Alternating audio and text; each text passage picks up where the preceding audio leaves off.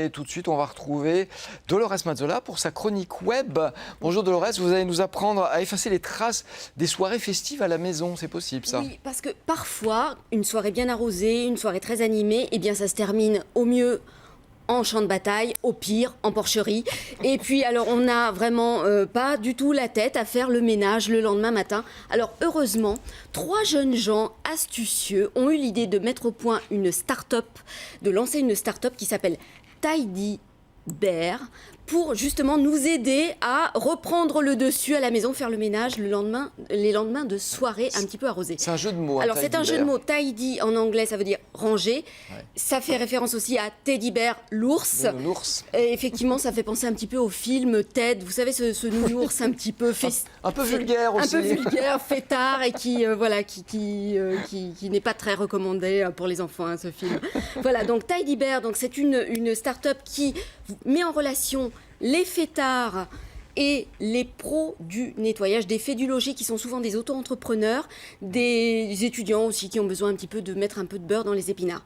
Et alors, ce qui est intéressant avec Tidy Bear, c'est que cette start-up de nettoyage post-bringue, il y a vraiment dans l'idée de dépoussiérer le secteur et l'activité ménage. Dire, oui. Ça s'adresse pas mal aussi aux fêtards des villes étudiantes. Hein. Donc, elle a été lancée à Paris, tout d'abord en juillet 2015. Et elle vient d'arriver à Lyon, cette start-up Tidy Bear. Alors, on fait appel à cette start-up en se connectant sur leur site internet. Et elle propose des forfaits.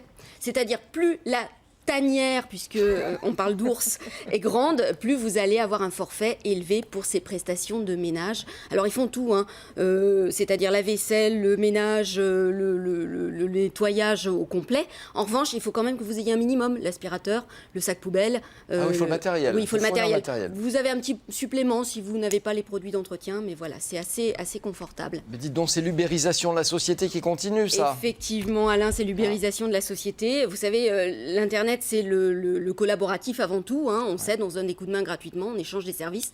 Mais c'est aussi le royaume des intermédiaires.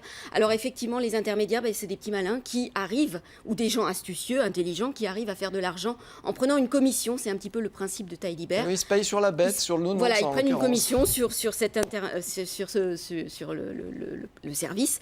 Mais il faut espérer, comme disait un grand économiste libéral, que la main invisible va faire le ménage un petit peu dans tous ces services. Merci Dolores. Merci.